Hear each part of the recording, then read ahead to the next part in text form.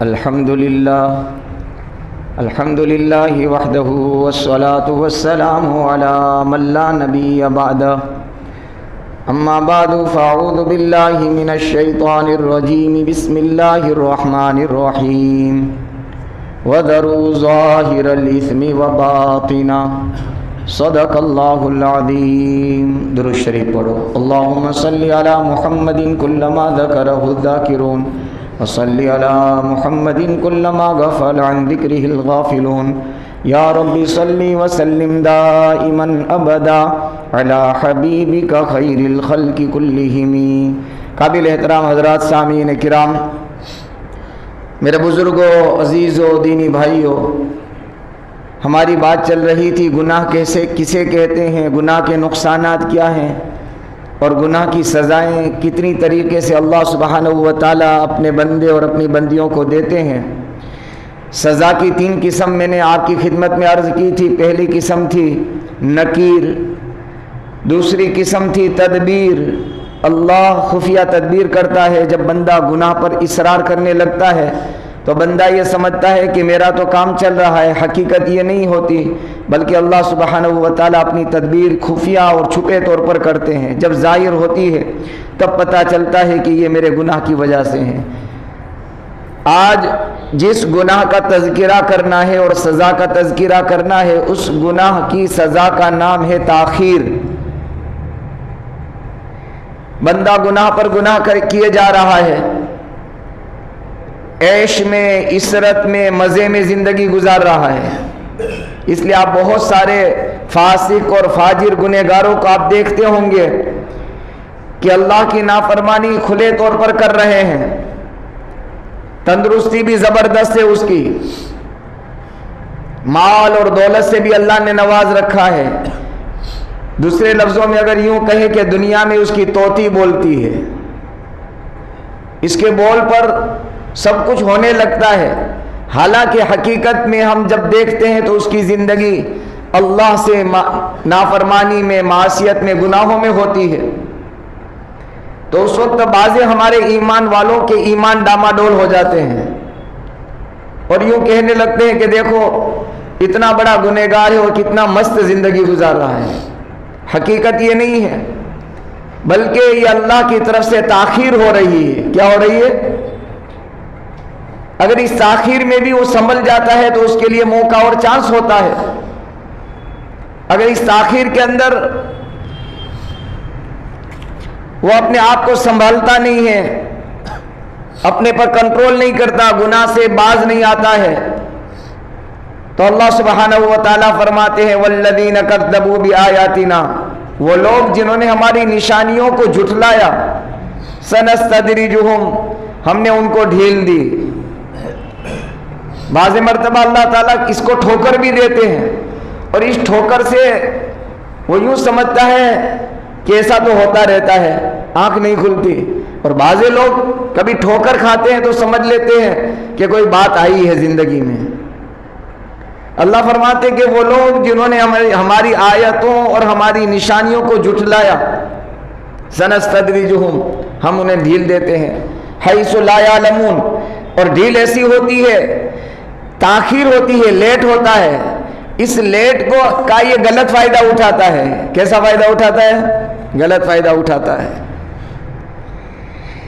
حقیقت میں علماء مفسرین نے اس آیت کے ضمن میں لکھا ہے یہ اس کے لیے خطرے کی گھنٹی ہے۔ کس کی گھنٹی ہے؟ اللہ میری اور آپ کی حفاظت فرمائے۔ اور تو اور ہم بھی بعض مرتبہ دھوکہ کھا جاتے ہیں۔ اللہ تعالیٰ کوئی بڑا اچھا نفع بھی دیتا ہے، گناہ ہو رہے ہیں، نمازیں چھوٹ رہی ہے، تلاوت کا نام و نشان ہماری زندگیوں میں نہیں ہے، بھولے سے ہم نے تسبیح ہاتھ میں کبھی نہیں لی، اور مال پر مال مل رہا ہے، عزتیں مل رہی ہے، شہرتیں مل رہی ہے، واہ واہ ہو رہی ہے، تو ہم یہ سمجھتے ہیں کہ اللہ کا بڑا احسان ہے۔ احسان ضرور ہے لیکن یہ ڈھیل ہے۔ ایک بات یاد رکھنا، گناہ کا چھوڑنا یہ ہر مسلمان کے لیے فرض عین ہے۔ کیا ہے؟ جیسے نماز پڑھنا فرض ہے، فرض عین، زکوٰۃ دینا اگر صاحب نصاب ہے، فرض عین ہے، ٹھیک اسی طرح سے مجھ کو اور آپ کو گناہ کا چھوڑنا فرض عین ہے۔ اور ولایت ہے، ولایت یعنی ولی بننے کی روح جو ہے نا، روح وہ ہے گناہ کا چھوڑنا، ترک معاصی۔ گناہ کو چھوڑے بغیر آدمی ولایت کے مقام کو نہیں پہنچ سکتا ہے۔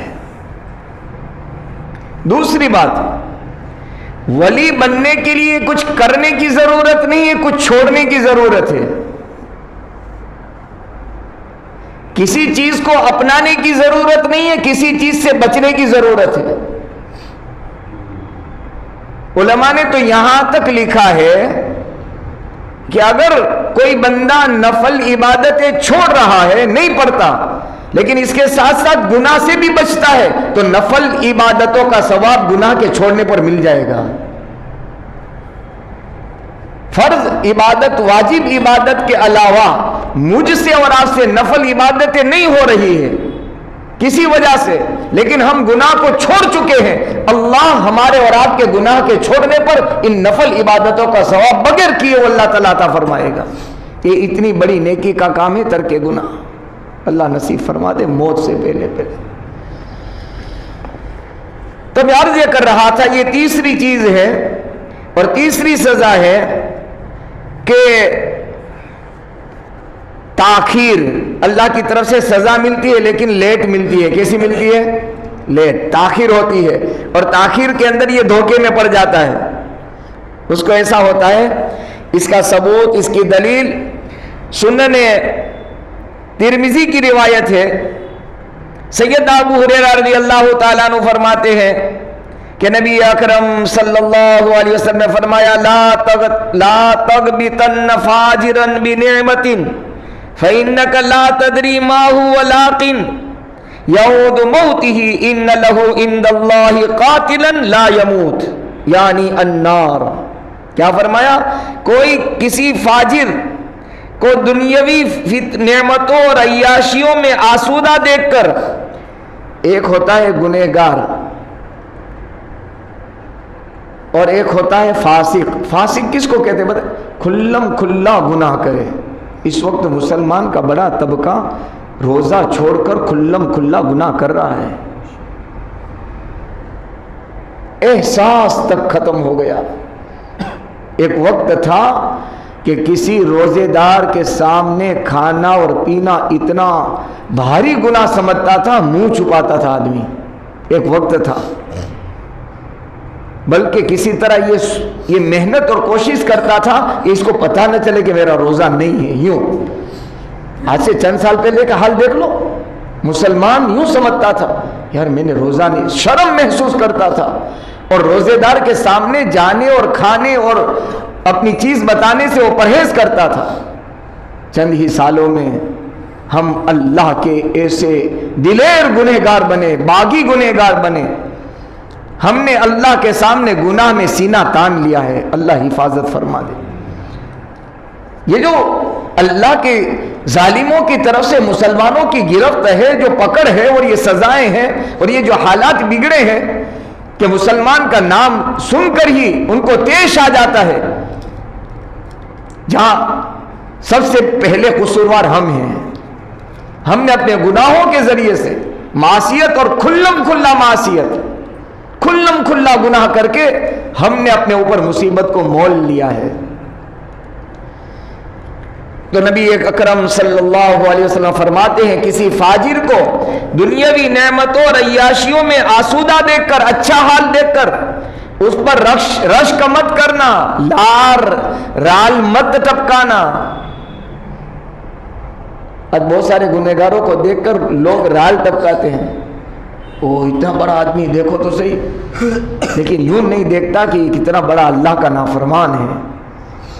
تو مجھ کو اور آپ کو نصیحت فرمائی میرے محبوب محمد الرسول اللہ صلی اللہ علیہ وسلم نے، رال مت ٹپکانا اس کو دیکھ کر، آسودہ دیکھ کر کے رشک مت کرنا، کیونکہ تم نہیں جانتے کہ مرنے کے بعد، اب مرنے کے بعد دو جگہ، قبر سے شروع ہو جائے گا قبر، بلکہ قبر میں تو رکھا جائے گا ابھی چند گھنٹے یا چند دن لگیں گے، اگر میت کو ایسے ہی چھوڑے رکھتے ہیں تو کہ کوئی کلکتہ سے آ رہا ہے کل دفن ہوگا، اللہ اکبر، بہت غلط طریقہ ہے، اسلام میں اس کی اجازت نہیں ہے۔ منہ دیکھنے کا رسم اور رواج اسلام کے اندر ہے ہی نہیں۔ نبی کریم صلی اللہ علیہ وسلم نے صاف طور پر فرمایا حضرت علی سے، حضرت یہ فرمایا علی جب جنازہ تیار ہو فوراً دفن کرو، جب بچی عمر لائق ہو فوراً نکاح کرو، شادی کرو، جب نماز کا وقت ہو فوراً فرض نماز ادا کرو، یہ حکم ہے۔ ہم تو بالکل الٹا کر رہے ہیں، انتظار انتظار انتظار۔ کس کا انتظار ہے؟ 60-70 سال تک ہم دیکھتے رہے، بولتے رہے، باتیں ہوتی رہی، اب کس کا انتظار؟ اب تو اللہ کے محبوب کا جو حکم ہے وہ پورا کرنا ہے، جلدی اس کو اپنے ٹھکانے پر پہنچاؤ، اپنی قبر کے حوالے کرو۔ تو آقا فرماتے ہیں کہ تم جانتے نہیں ہو، تمہیں پتہ نہیں کہ مرنے کے بعد قبر میں اور حشر میں، قبر میں کیا ان کے ساتھ ہونے والا ہے، کن کن مصیبتوں سے یہ دو چار ہونے والا ہے۔ تم تو دیکھ رہے تھے کہ دنیا میں عیش و آرام کے ساتھ بڑے مزے کے ساتھ جی رہا ہے، اور تم اس پر رال ٹپکا رہے تھے، رشک کر رہے تھے، واہ واہ کر رہے تھے۔ تمہیں پتہ نہیں کہ اللہ کے یہاں ایک ایسا قاتل ہے جو کبھی مرنے والا نہیں ہے۔ حدیث شریف میں آتا ہے کہ اللہ کے یہاں جو ان کی سزا ہے النار، وہ جہنم کی دھکتی ہوئی آگ ہے۔ اس لیے میرے بزرگوں، میرے بھائیوں، اللہ سے ہمیشہ یہ مانگنا چاہیے کہ اللہ میں تیری سزا کے برداشت کرنے کی طاقت نہیں رکھتا، نہ نکیر والی سزا، نہ تدبیر والی سزا، نہ تاخیر والی سزا، ایک بھی سزا میں برداشت نہیں کروں گا۔ اور اس سے آگے میرے بزرگوں اور میرے بھائیوں، یہ گناہ والی آخری سزا ہے نا، تاخیر، یہ سب سے زیادہ خطرناک اس لیے ہے کہ اگر مان لو اللہ نے دنیا میں تھوڑی بہت سزا دے دی اور پاک صاف کر لیا تو سستا سودا ہے، چلو موت تک ہی تو مصیبت ہے، روح نکلے گی تو ہماری مصیبت ختم۔ لیکن آخری جو سزا ہے تاخیر والی، اللہ اکبر کبیرہ، اس سے تو چھٹکارا بہت مشکل ہے، جب تک کہ ہم پورے پاک اور صاف نہ ہو جائیں، اور پاک اور صاف ہمیں یہ بیماری، یہ کینسر، یہ ٹی بی اور نہ معلوم ان چیزوں سے نہیں۔ اللہ مجھ کو اور آپ کو اور اللہ معاف فرمائے، اللہ حفاظت فرمائے۔ اگر ہم پاک اور صاف دنیا میں نہیں ہوئے تو ہماری پاکی اور صافی جہنم کی آگ سے کی جائے گی، جہنم کی آگ سے پاک اور صاف کیا جائے، بہت مشکل معاملہ ہے۔ اس لیے نبی اکرم صلی اللہ علیہ وسلم اپنی دعا میں اللہ سے مانگتے تھے، اللہم انی اعوذ بک من عذاب جہنم، اللہ میں جہنم کی آگ اور عذاب سے پناہ مانگتا ہوں۔ ہمیں بھی مانگنی چاہیے۔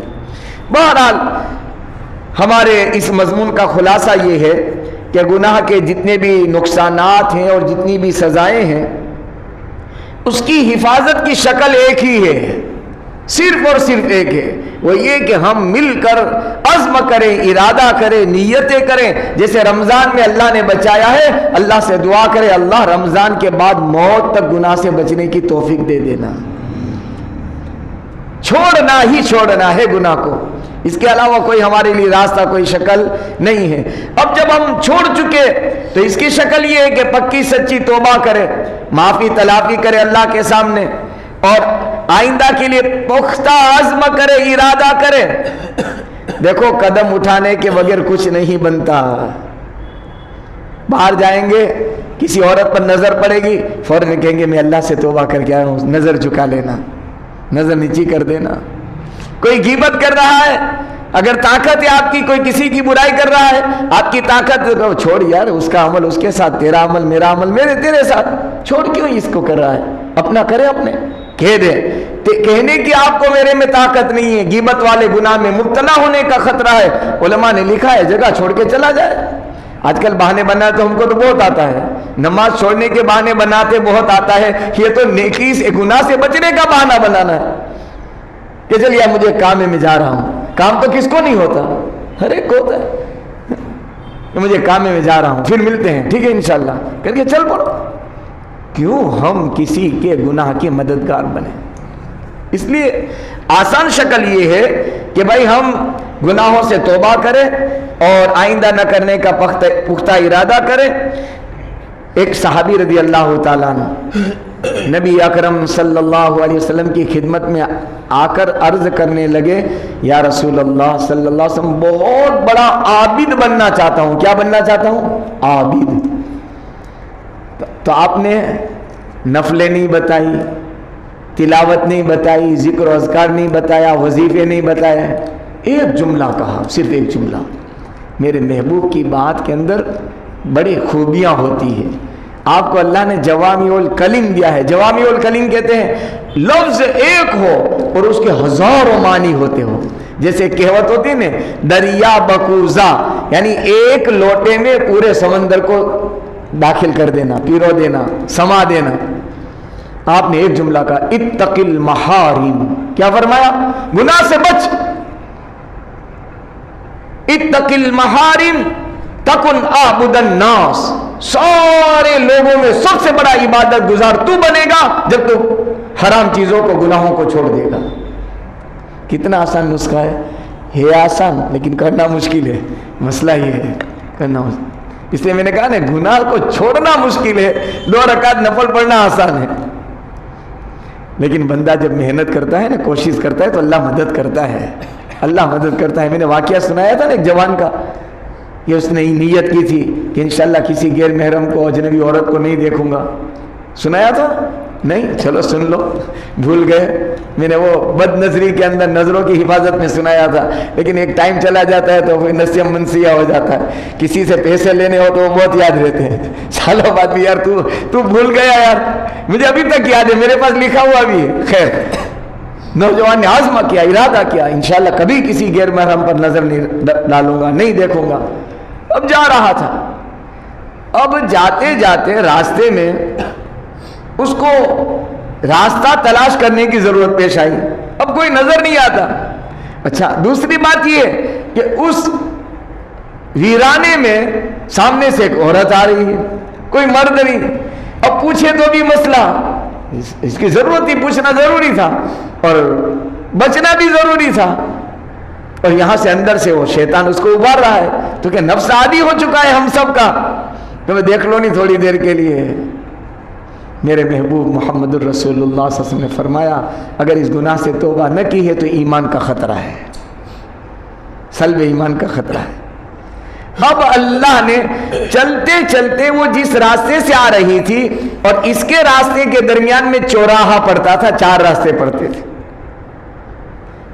یہ اپنے اندر ہی اندر بچنے کی کوشش کر رہا ہے، اللہ سے دعا کر رہا ہے، اللہ بچا لینا۔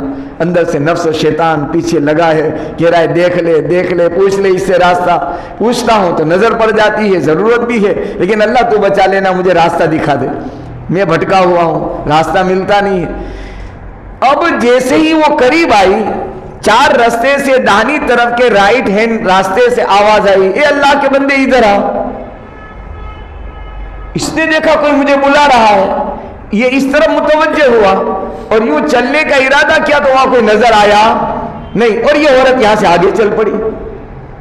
اللہ غیب سے انتظام کرتا ہے۔ کیسے کرتا ہے؟ یہ غیبی آواز تھی اپنے بندے کو بچانے کی۔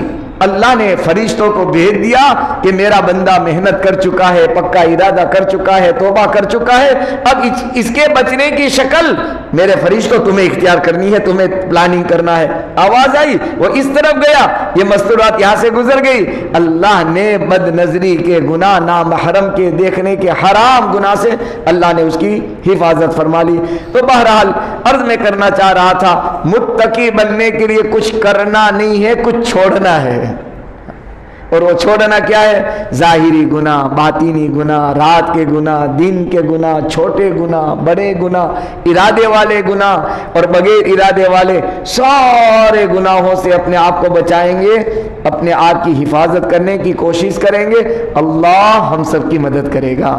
رمضان میں تھوڑی عادت پڑ گئی ہے، اب رمضان میں تھوڑی اور محنت کر لینا، پھر رمضان کے بعد پھر رمضان کے دن کو یاد اور کرنا، رات کو یاد کرنا، میں کیسے بچتا تھا، مسجد میں جاتا تھا، اللہ کے سامنے کیسے روتا تھا، آج رمضان کے بعد بھی میں روں گا تو اللہ تعالیٰ انشاءاللہ میری اور آپ کی حفاظت فرما لیں گے۔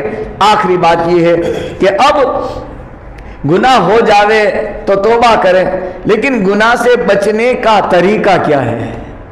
علاج بھی تو دینا پڑے گا، بغیر علاج کے تو کوئی شفا ملے گی نہیں۔ تو علماء نے کئی اتنے سارے پیج میں یہ باتیں لکھی ہے، میں کوشش کروں گا، کل آخری مجلس کرنی ہے، اس کے بعد پھر 27 ہی ہے، اور اس کے بعد تاخراتے ہیں 29 بھی آ رہی ہے۔ کوشش کر رہا ہوں کہ کل یا پرسوں آخر میں کچھ نہ کچھ موٹی موٹی باتیں ہمارے سامنے یہ آ جاوے کہ گناہ سے بچنے کی تدبیر، گناہ سے بچنے کے پلاننگ، گناہ سے بچنے کے طریقے اللہ کے نیک بندوں نے اپنے تجربات، اپنے انوبھو اور قرآن اور حدیث کے مطالعے سے ہمارے سامنے کیا کیا رکھے ہیں، تو اس کی آسان شکلیں انشاءاللہ آئندہ کل عرض کروں گا۔ گناہ سے بچنے کی 3 تدبیریں ہیں۔ کتنی ہے بھائی؟ 3۔ جیسے گناہ کی نقصانات 3، گناہ کی سزائیں 3، اور گناہ سے بچنے کے طریقے بھی کتنے ہیں بھائی؟ 3 ہیں۔ انشاءاللہ کل عرض کروں گا۔ اللہ تعالیٰ کہی گئی بات، سنی گئی بات پر ہم سب کو عمل کی توفیق نصیب فرمائے۔ سبحان اللہ و بحمدہ، سبحانک اللہم و بحمدک، نشہد ان لا الہ الا انت، نستغفرک و نتوب الیک۔ سبحان ربک رب العزت عما یصفون، وسلام علی المرسلین، والحمد للہ رب العالمین، برحمتک یا ارحم۔